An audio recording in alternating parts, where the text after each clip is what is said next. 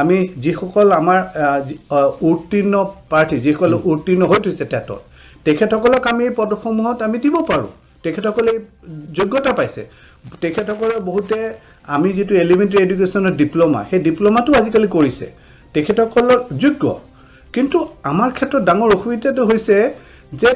এই যিসকল প্ৰাৰ্থীসকলৰ মাজৰ কিছুমানৰে আকুৰগুজ তেখেতসকলৰ মনোভাৱৰ কাৰণে মই ক'লোৱে 2টা বছৰ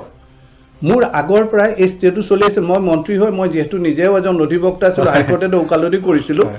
গতিকে মই জুজ বাগৰ কৰি পেলাই মই তেখেতসকলে যিখন পিটিশ্যন দিছিল সেই পিটিশ্যনখন ডিছমিছ কৰাই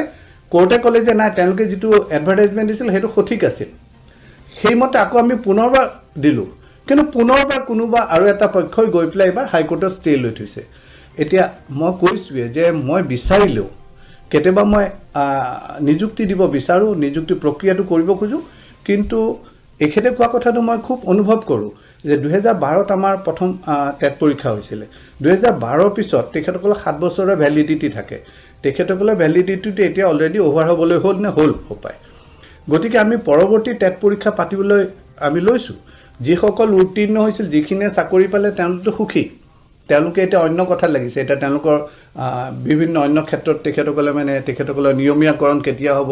তেখেতসকলৰ ট্ৰান্সফাৰটো কেতিয়া হ'ব এইবিলাক বিষয়ত লাগি আছে তেখেতসকলে কিন্তু যিসকলক দিব পৰা নাই মই তেখেতসকলৰ কাৰণে মোৰো বেয়া লাগে